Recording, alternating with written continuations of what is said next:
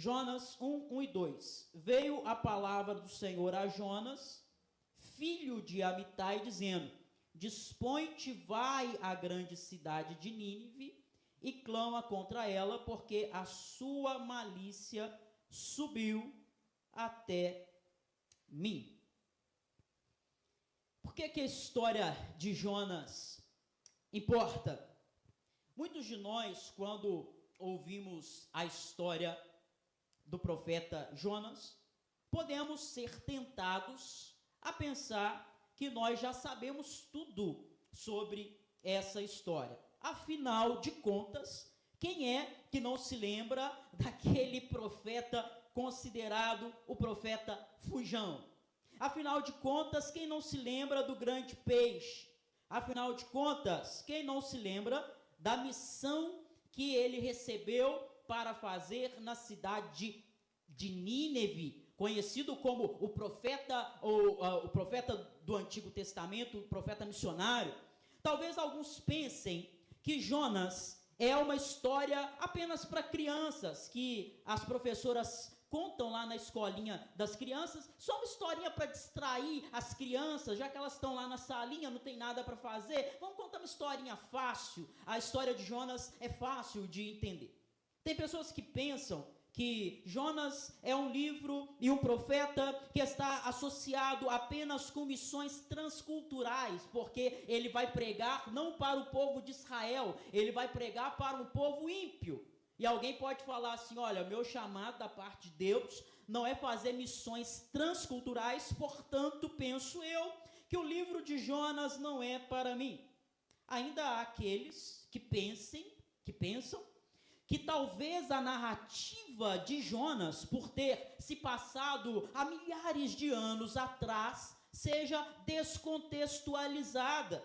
Alguém pode pensar: nós vivemos no mundo moderno, vivemos no mundo recheado de tecnologia, vivemos no mundo onde a ciência avança cada dia mais em passos muito rápidos, vivemos em um mundo de informação instantânea. Hoje, uma notícia de algo que aconteceu no Japão, agora você abre lá na internet, você fica sabendo algo que está acontecendo em tempo real. Então, alguém pode pensar que a história de Jonas sendo engolido por um grande peixe não tem nada a ver consigo. O que eu tenho a ver? Está muito longe da minha realidade, está muito longe da minha vida. Mas, todavia, contudo, eu quero te convidar a partir de hoje para provar o contrário para você. Eu quero te fazer o convite para que, por meio do Espírito Santo, porque é só Ele que pode fazer isso, você consiga perceber que o livro de Jonas é bem mais do que isso. Que o livro de Jonas é um dos livros mais fantásticos que você já leu ou ouviu falar na sua vida. Que o livro de Jonas não é uma história fictícia de um profeta que foi engolido por um peixe. O livro de Jonas é uma história real. São palavras de Deus para você. São palavras inspiradas pelo Espírito Santo. Quero convidar você, a partir de hoje, a se lançar em toda a profundidade deste livro. Assim como Jonas foi lançado no mar, a minha oração é que nós sejamos engolidos pela Escritura. E lá dentro, no ventre desse grande livro, que é a Escritura, Deus nos faça perceber, saltar diante dos nossos olhos, verdades preciosas e poderosíssimas que estão contidas neste livro. Bem, vamos então conhecer um pouco mais sobre o livro de Jonas. Primeiro, versículo 1, que nós lemos.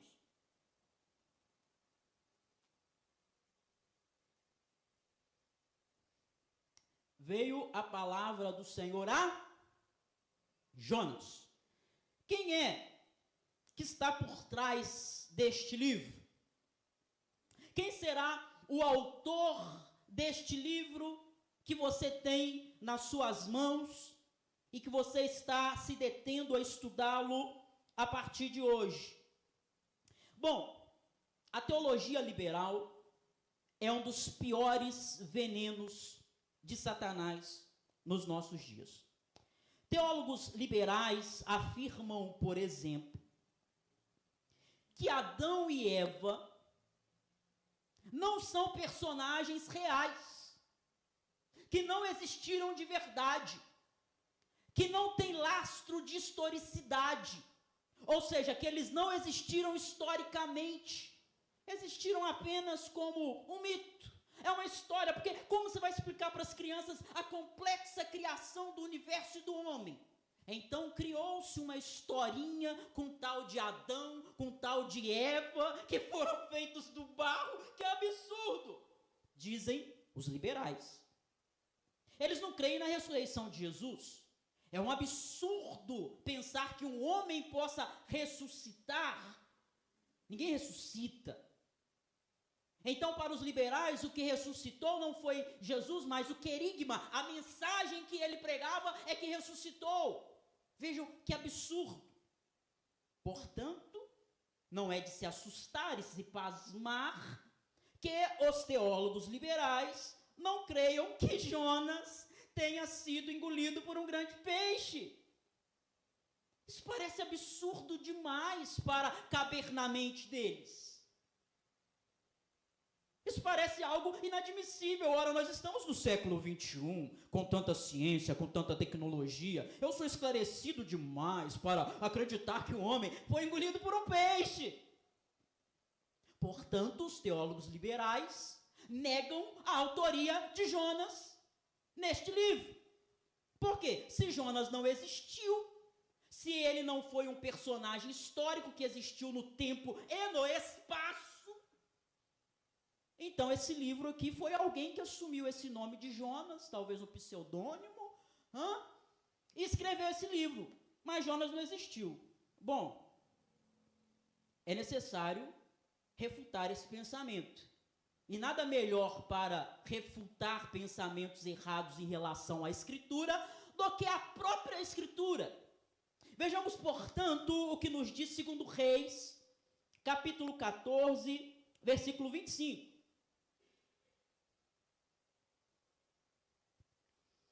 Restabeleceu ele os limites de Israel, desde a entrada de Amate até ao mar da planície. Está citando lugares reais, não é Nárnia. Lugares reais, você está observando? Segundo a palavra do Senhor, Deus de Israel, a palavra a qual falara por intermédio do seu servo Jonas. Ah, ele não existiu, não. Filho de Amitai. Dá o nome do pai dele. Como assim que não existiu? Tem laço histórico. O profeta, o qual era de Gat-Efer. Tem o nome da cidade de onde ele veio. Que história é essa que Jonas é ficção? Que Jonas não existiu? Está muito claro na Bíblia. Não dá para crente negar essa realidade. Se você crê na palavra de Deus, não dá para você negar a inspiração do livro de Jonas, que é Deus falando aqui conosco. E se é Deus falando, Deus não mente, Deus não erra. Quer mais? Vamos de evangelho? Abre a sua Bíblia aí.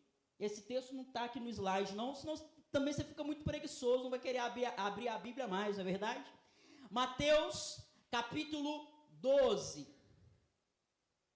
Mateus 12.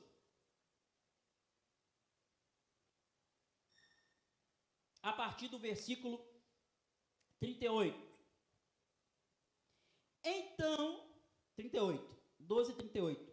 Então, alguns escribas e fariseus replicaram: Mestre, queremos ver da tua parte algum sinal. Já viu aquelas pessoas que vivem atrás de sinal? Elas só vivem de sinal, elas querem ver sinal. Eu quero sinal, sinal, sinal. Se eu não ver sinal, eu não creio. Olha a resposta de Jesus. Ele, porém, respondeu: uma geração má e adúltera pede um sinal? Não vai ter sinal, não. A não ser o sinal do profeta Jonas. Versículo 40.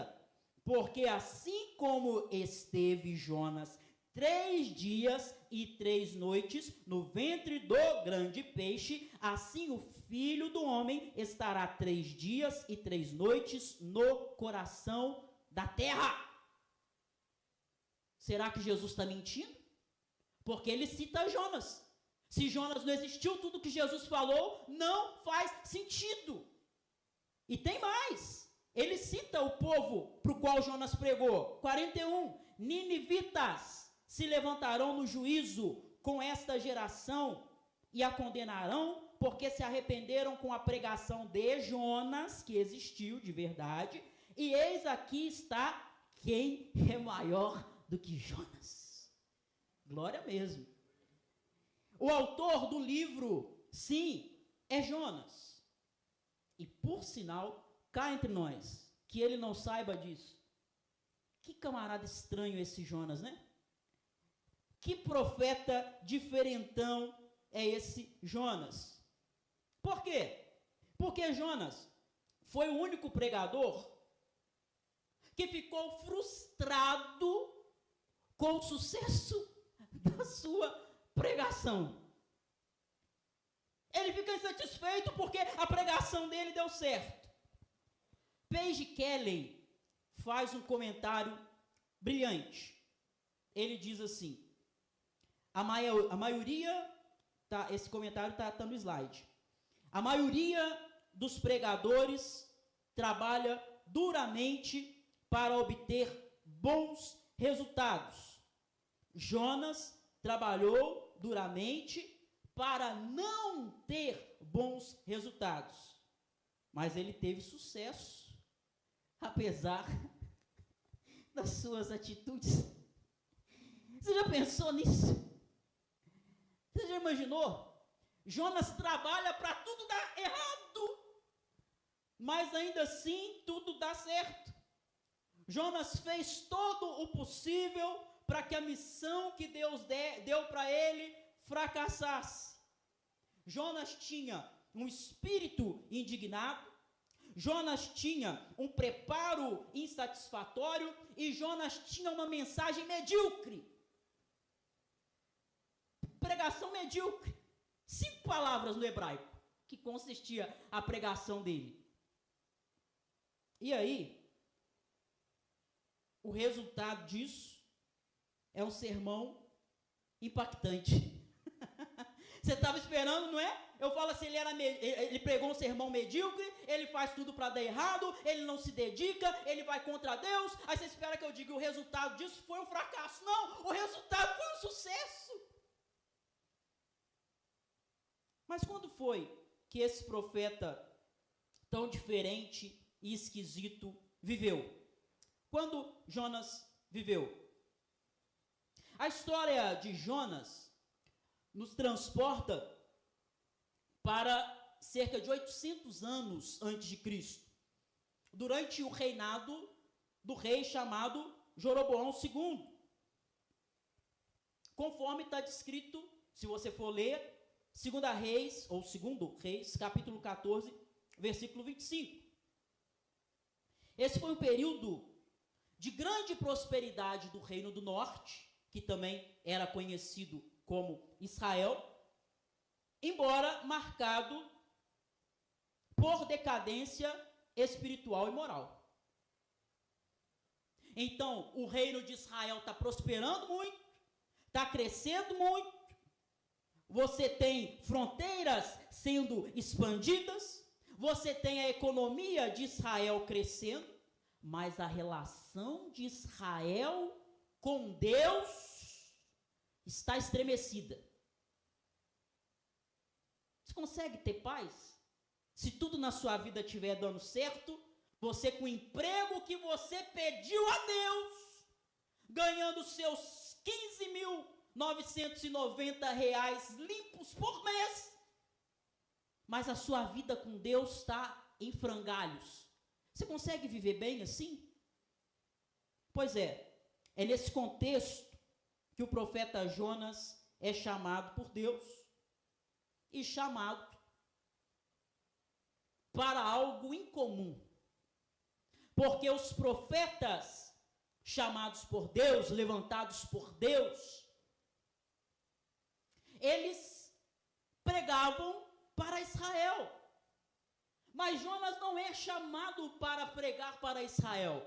Jonas é chamado para pregar para um povo que não era o povo de Deus. Na verdade, um povo que oferecia grande ameaça a Israel. Um povo mau. Nós vamos estudar aqui, nas próximas exposições, sobre a maldade, a crueldade desse povo. Então, a missão de Jonas é incomum.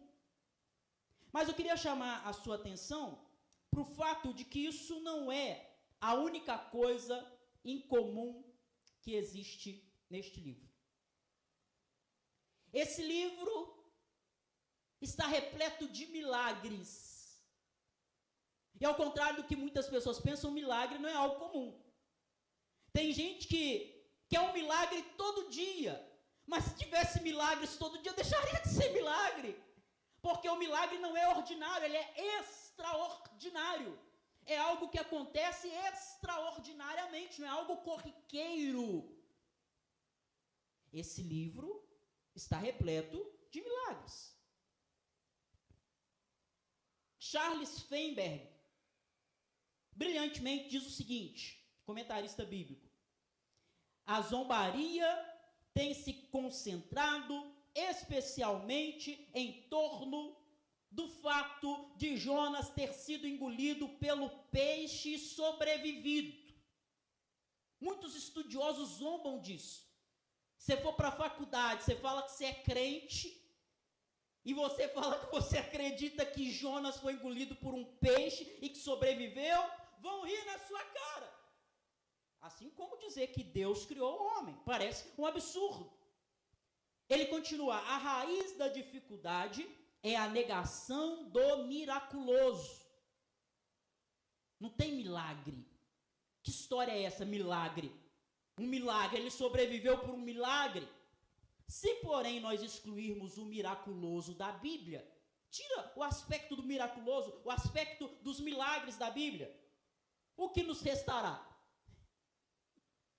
A própria Bíblia é um milagre, como esse livro permaneceu por tantos anos intacto, apesar das inúmeras tentativas que fizeram de destruí-lo. É um milagre você ter esses 66 livros nas suas mãos, preservado como estão, com nenhuma contradição, apesar de ter sido escrito por mais de 40 autores, num espaço de mais de 1500 anos. E ainda assim coerente, perfeito, inerrante, fidedigno, verdadeiro. Não dá para você tirar os milagres da Bíblia, senão o que vai restar? E mais importante, que tipo de Deus nos sobrará? Um Deus que não pode fazer milagres. Ele não é onipotente, ele é impotente. Qual é o atributo desse Deus? Impotência. Não dá. Trata-se de nada menos do que incredulidade míope, pensar que se soluciona a dificuldade com a remoção desse milagre do livro de Jonas. Então vamos resolver, vamos tirar esse milagre. Isso aqui não pode ter acontecido de verdade, mas não dá. Sabe por que não dá? Porque o livro de Jonas, esse não é o único milagre. Um homem ter sido engolido por um peixe e sobrevivido. O livro de Jonas todo está recheado de milagres, por assim dizer. Quando você lê capítulo 1, versículo 4, a tempestade enviada é um milagre. Não foi à toa que apareceu aquela tempestade. Não foi do nada, não é porque o tempo mudou. Não foi por causa do El Ninho, do Laninho. Não foi por causa de causas naturais apenas. Foi o próprio Deus que mandou aquela tempestade quando Jonas tentou fugir. O grande peixe preparado por Deus, Jonas 1:17. Não foi do nada que ele apareceu ali na hora exata que tinha que aparecer. Foi Deus que o enviou. Foi Deus que o mandou. Foi Deus que fez ele aparecer ali. A conversão dos ninivitas, que nós vamos ver lá em Jonas 3, do 5 ao 10. Talvez esse seja o maior milagre do livro. Jonas prega e uma cidade inteira se converte. O rei é quem convoca, inclusive. A cidade toda se converte. Milagre. A conversão não é produzida por homem. Você não tem poder de converter ninguém. Você só prega, porque a fé vem pelo ouvir. Mas quem produz a convicção do pecado, o arrependimento, é o Espírito. Uma cidade inteira se converter com um profeta desse estirpe, com um profeta igual Jonas, com uma mensagem medíocre, com um coração azedo. Se isso não é milagre, eu não sei mais o que é. Por fim, no final do livro, no capítulo 4, versículos 6 e 7, nós vamos ler que Deus faz do nada surgir uma planta, e do nada ela morre, para Deus ensinar uma lição para Jonas acerca de compaixão e misericórdia. Isso é milagre. Mas não são apenas os milagres. Esse livro tem muitas outras características que o fazem ser um livro especial. Especial no sentido de diferente. O que é que o livro de Jonas tem de tão especial? Um comentarista chamado Desmond Alexander, ele disse o seguinte: há muito se observa que o livro de Jonas é notadamente diverso das outras obras que compõem os profetas menores. Nós estudamos aqui Abacuque, Malaquias e vamos estudar outros. Mas Jonas é diferente. Enquanto elas se concentram basicamente nos dizeres dos profetas, Jonas trata dos acontecimentos em torno da missão do profeta e contém apenas um brevíssimo registro de seus pronunciamentos. Então, o livro de Jonas, ele é singular, ele é diferente, ele é único, ele é sui generis, ele tem características únicas em vários aspectos. Tanto aspectos de conteúdo, como em aspectos de forma. A narrativa dos outros profetas, na mensagem deles, está focada na mensagem. A narrativa de Jonas no seu livro está focada na vida dele próprio. Você não vê os outros profetas focando na própria vida, eles focam na mensagem. Mas Jonas, o livro é focado na vida dele próprio. Os outros profetas, eles apresentam discursos, eles apresentam exortações, eles trazem profecias de juízo contra o povo. Mas Jonas não. Jonas, ele traz um relato pessoal de um homem em conflito com Deus, de um homem em conflito com o chamado, de um homem em conflito consigo mesmo. Nós olhamos para os outros profetas, e quando nós olhamos para eles, nós vemos às vezes um exemplo que nós queremos seguir. Fala assim, não, eu quero ser igual Daniel, um jovem fiel ao Senhor em meio a um mundo pervertido. Eu quero ser igual Isaías, o profeta messiânico. Mas não vejo ninguém falar que quer ser igual a Jonas. Eu quero ser igual a Jonas, o profeta desobediente, rebelde. Jonas é o único profeta que obteve sucesso absoluto na sua pregação. Porque até Jesus teve pessoas que se opuseram à mensagem dele. A mensagem de Jonas não. Ninguém se opôs. Todo mundo se converteu. Realmente, esse livro tem muito a nos ensinar. E agora eu quero fazer algumas aplicações para nós caminharmos para a conclusão, pensando contigo sobre o que o livro tem a nos ensinar. Porque esse livro tem muito a nos ensinar sobre Deus, primeiramente. Ele tem muito a nos ensinar sobre Jonas. E ele tem muito a nos ensinar sobre os descrentes. Nós vamos ver nas próximas exposições com mais detalhes cada um desses pontos. Mas eu quero antecipar algumas coisas que nós podemos aprender aqui com Deus, sobre Deus, nesse livro. O que é que o livro de Jonas nos ensina sobre Deus? Bom, primeiro, que Deus é sempre o destaque. Apesar de parecer que é Jonas, às vezes a gente acha que é a gente, às vezes você pensa que o universo gira em torno do seu umbigo, preciso te decepcionar e dizer que não. O destaque é Deus. O centro é Deus. Não é o grande peixe, como muitos fazem pregações em Jonas, e o foco do pregador é o peixe. Não, meu filho. O foco do livro de Jonas não é o grande peixe. Ele aparece muito pouco. Aí um pregador desavisado pode cometer o erro de pensar que o protagonista, o personagem principal do livro de Jonas é o próprio Jonas. Não é não. O protagonista do livro de Jonas é o próprio Deus. O peixe quase não se fala no livro. O profeta Jonas é mencionado 19 vezes no livro. Agora Deus é mencionado 38 vezes nesse livro. O dobro do que Jonas é mencionado. O livro de Jonas, dentre outras coisas que veremos, ensina para nós que Deus, Ele está sempre indo atrás de você.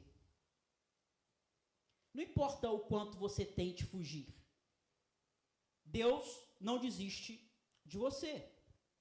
Jonas tenta se esconder de Deus, mas Deus persegue Jonas. Deus envia uma tempestade, depois Deus envia um peixe, depois Deus envia uma planta, tudo para mostrar para Jonas que Deus não o abandonaria. E da mesma forma, apesar das suas fugas, Deus continua te perseguir, como um perdigueiro, como um cão de caça. Talvez você já tenha tentado se afastar de Deus. Talvez você, em algum momento da sua vida, tenha pensado que você sabia o que era melhor para você. Ou quem sabe, você esteja resistindo a algo que Deus tem te chamado para fazer e você não quer. Mas o amor de Deus é persistente. Deus é cheio de graça. Deus é cheio de misericórdia. E Deus não desiste dos seus.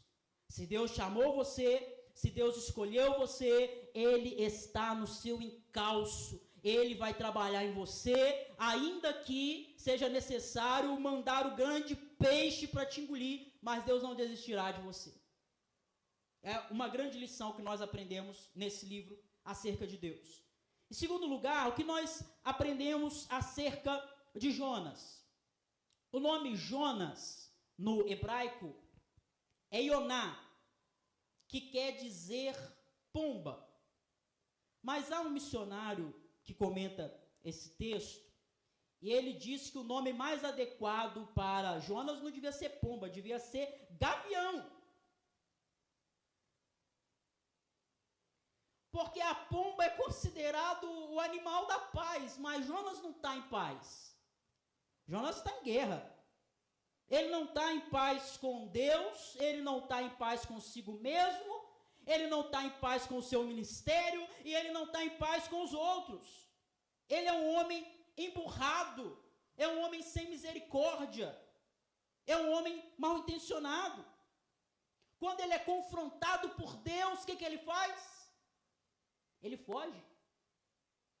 Já viu aquele tipo de pessoa que você confronta, ela foge? Ao invés de se arrepender, ele foge. Não é assim que acontece comigo e contigo às vezes? Deus não vai nos falar sempre o que nós queremos ouvir. Aliás, na maioria das vezes ele fala o que nós não queremos ouvir. E quando Deus confronta você, o que você faz? Você faz como Adão que se esconde? Tive medo e me escondi? Você faz como Jonas que foge? Ou você, diante do confronto de Deus, se coloca no lugar de arrependimento? Jonas até faz a obra de Deus, mas ele faz a obra de Deus contrariado. E aqui também nós temos um grande aprendizado para nós. Nós corremos o risco de fazer a obra de Deus pela motivação errada. Você pode ser muito empenhado na igreja, no ministério que você atua. Você pode se entregar, se dedicar totalmente ao reino de Deus. Mas se a sua motivação não é um amor profundo a Deus, que te move à ação, essa motivação está errada. E é perversa e é pecaminosa.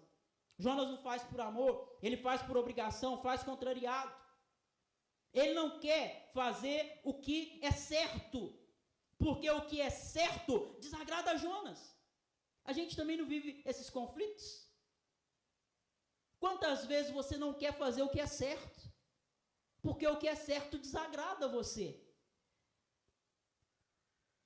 Jonas, esse livro maravilhoso, é um livro sobre o coração humano.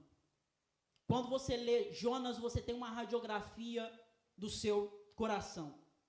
A verdade é que a história de Jonas não é sobre um homem do passado que viveu há muito tempo distante de nós. A história de Jonas é sobre você.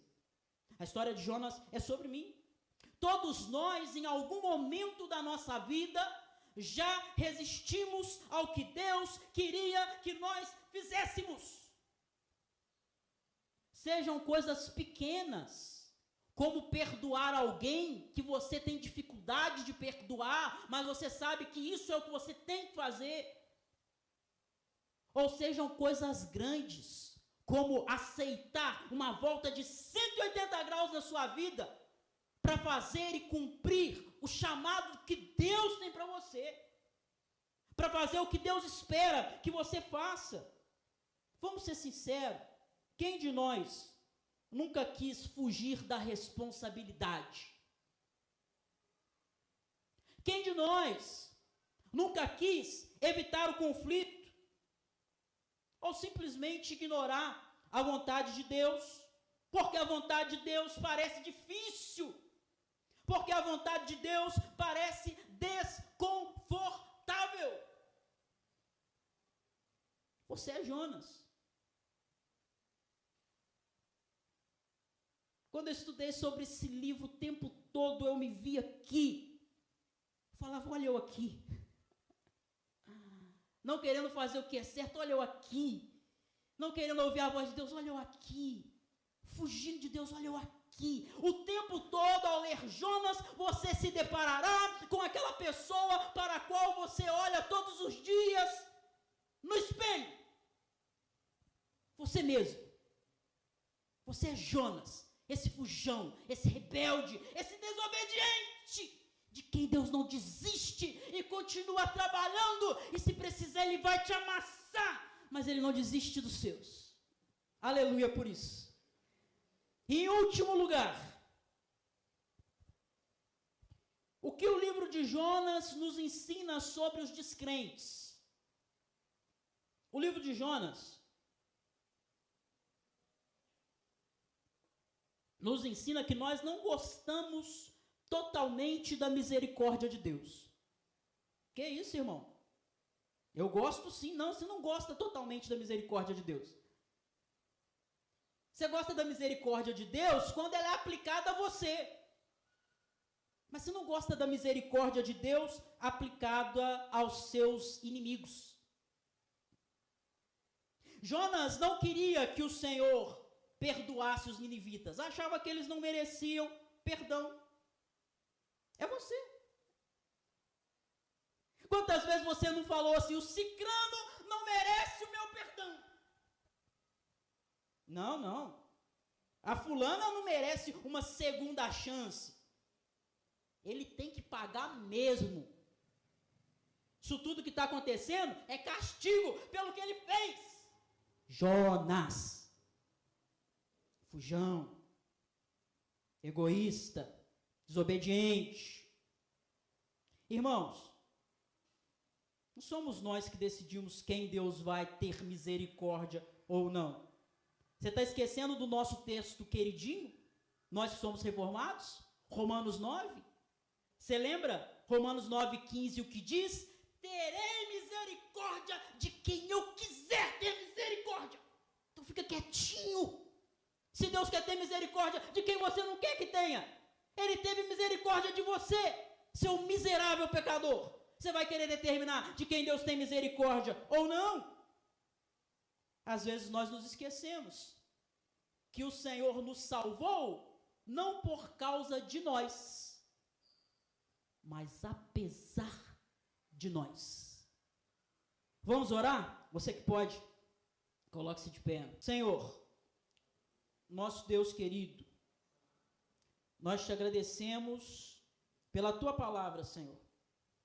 Muito obrigado, porque a partir de hoje nós vamos nos debruçar todos os domingos pela manhã sobre esse livro tão maravilhoso, inspirado pelo teu Espírito, palavra de Deus para nós, e aprendermos tantas verdades aqui, Senhor.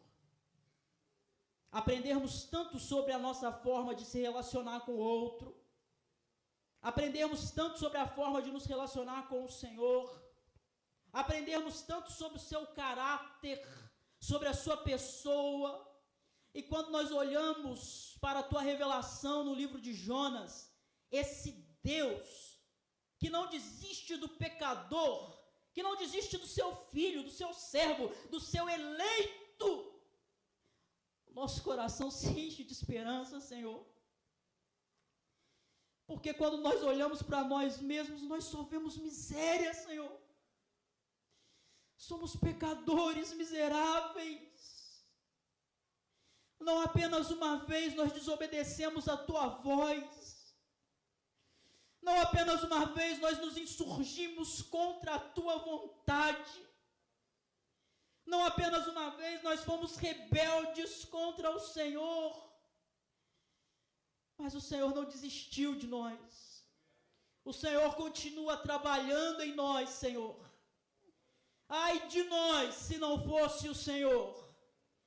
Obrigado porque o Senhor não nos deixa entregue a nós mesmos.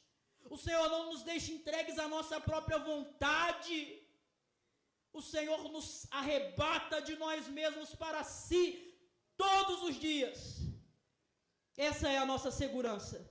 Nós não confiamos na nossa fidelidade. Nós confiamos na fidelidade do Senhor. Nós não confiamos na nossa bondade, nós confiamos na bondade do Senhor. Nós não confiamos na nossa justiça, nós confiamos na justiça de Jesus. E é assim que nós queremos caminhar. Não olhando para nós mesmos, mas olhando para Cristo, olhando para Jesus. Porque nele sim nós temos esperança. Ajuda-nos, Senhor. Em nome de Jesus. Amém.